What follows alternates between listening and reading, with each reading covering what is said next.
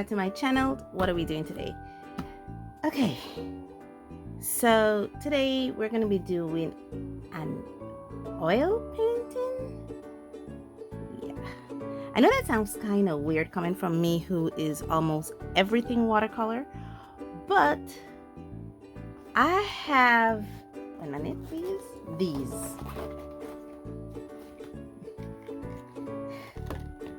And you can clearly see their oil colors. And now I first got these when I started my art journey in 2018.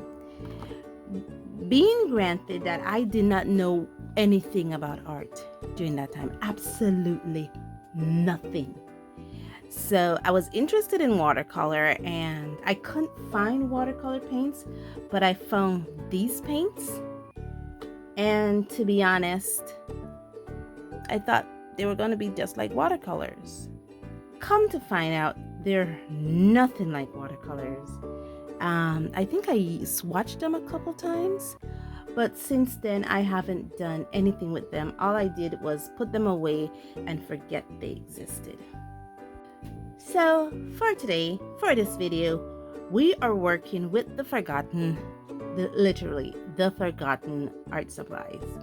There's only two things here that I will not consider forgotten, and these are these two, which is the Lyra kneadable eraser that I used, and I have here a Lyra Robinson. Come on, would you focus for me please? Focus on it. They need to know the name of this. Thank you. The Lyra Robinson 3B pencil that I got in a previous scrawler box. I've been using this pencil. You know, this is a little shorter than it used to be. So those are the two things that I use on a regular basis. But like I said, we are working with the forgottens. So beside the oil paints, I've had this little canvas here that I bought at one of my local art and stationery supply store. You can still see the price tag there. $1.95 Belize dollars, which is about $1.49. Well, not $1, but 95, that's 19, probably about wait, it's not $1.49. Crazy. My math is not mathing today. I think that would be like maybe 85 cents. No, like 95 cents USD. Roughly about 95, but like 95 cents USD. But today we're working with these. The math is not mathing today, and it's a 12.7 to a 17.8 centimeters canvas. It has a little wooden stand in it. It's a canvas panel. I've had this for some time, and the paintbrushes I'm working with are other paintbrushes that I don't normally use. I have here a collection of Sargent Art and Pointer paintbrushes that I've had for a very long time. I've had this in my paintbrush stash for about 2018, call it 2019 thereabout. So this has been in my stash for about 6 years. And these, I think I've showed you guys when I got these. I think I got these in a 2022 or 2023 art haul. So these are there. So okay, so this is a long introduction. I haven't even get to the painting yet because I don't even know what I'm gonna draw. I literally don't know. There's not an idea or nothing for me to draw. So I'm gonna stretch this one out. The thing about it is, the one thing I learned is that when it comes to your brushes and the different medium you use, you should not mix your watercolor brushes with your acrylic brushes, with your oil painting brushes. And these are brushes that I don't normally reach for, so I think it's safe for me to use these with oil paints, knowing that I will not be reaching for these brushes. The other thing that I have to my side here in this little jar here is some odorless mineral spirit. So I don't have linseed oil, so I'm hoping that that could help me with the spreading of these oil paints. I should have at least 12 of them, so they're all here. And let's see what I'm gonna do. I don't know what I'm going to draw, so I'm going to take a minute, figure out a reference. I should figure out a reference, and then the talking session of this video is finished until you join me in the end piece. Okay, so you see me now opening up the canvas. Yeah, the first time I'm using, well, I have used this canvas before, but this is like the last one I had. I bought 3 of them, and now I'm swatching out the paints.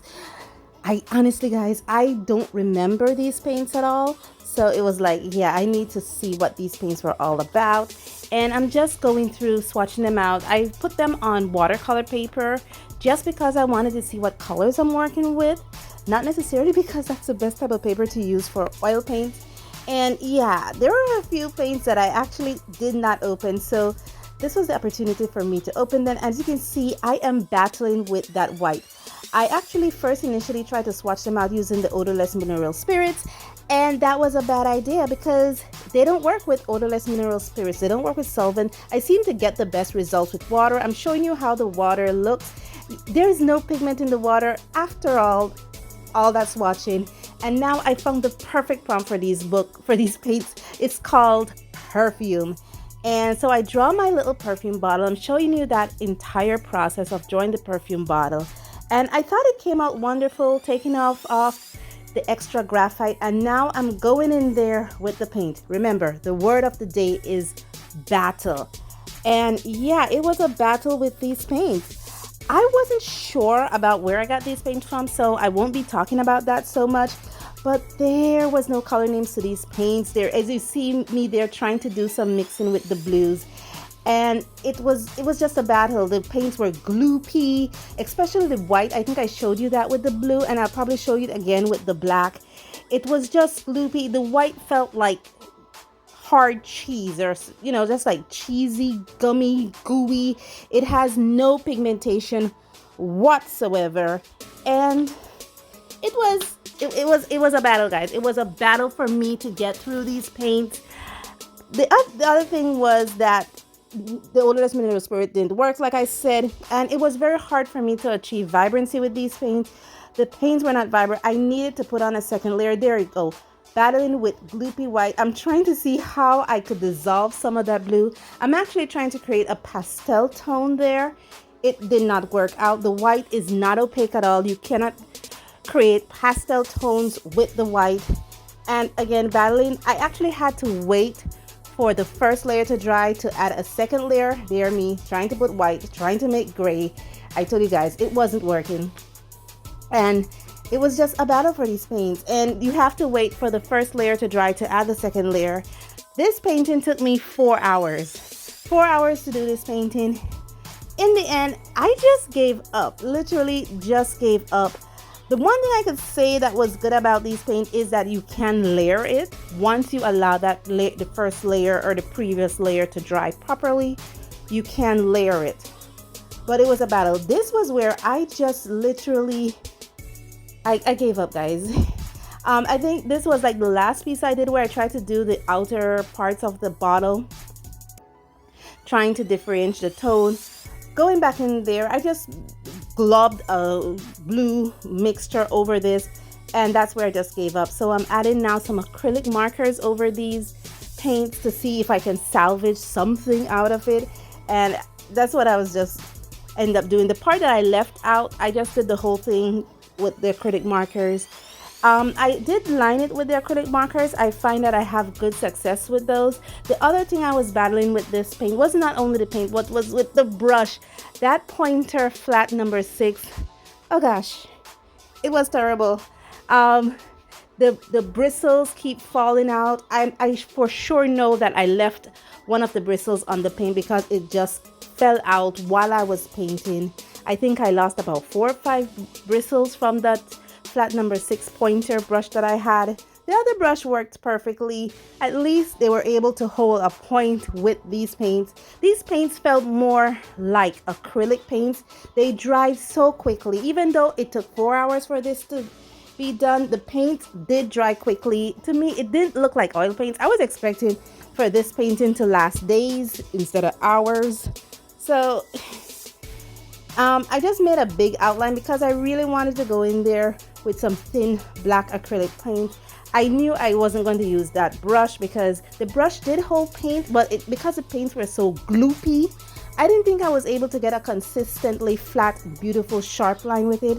Now I'm adding my highlights, guys. Thank you so much, and you'll see me in the end piece and we'll discuss this a little bit more. Thanks, guys. Okay, friends, we are done. This is done. This was a trip. As you can see, the word of the day, guys, is battle. I am sure I told you my thoughts while working with this. The sun is already in my space. This painting took 4 hours to do because I paint some, I had to wait for it to dry, and then to paint the areas next to it because I actually painted it in sections. But because these paints are not very vibrant, they don't have, I don't think they have a lot of pigment. They actually, yeah, I had to wait for the whole thing, for that part to dry, to go over it again. So it was a battle working with these, but all in all, I did enjoy the experience, to the point where I was like, okay, what did I learn from this experience? What was it all about? I was actually thinking of tossing these paints because I don't like to say an art product is bad. I really don't like to say an art product is bad, but I strongly believe that these paints are not for me. They are not for me. They are not at all. I personally cannot work with the gloopiness of it. The white, I cannot use the white at all. It was only because I had some Posca grays I was able to save the spray from the perfume bottle here. It wasn't working for me. So, and because I don't want, they're not bad products. Maybe there's someone out there who had worked with these paints before. Let me pull the blue out. Maybe there's someone out there who had worked with these paints before and they know how to work with it. So if you are one of those amazing persons who know how to work with these paints, please put it in the comments below and help a girl out, because I was battling here. I feel like I was in a battle. I'm sweating. It wasn't for me, guys. It really wasn't for me. Let me know what you think of this and this in the comments below. Thank you guys so much for joining me on this journey, and as always, stay safe, stay blessed, and I'll see you in the next one. Bye.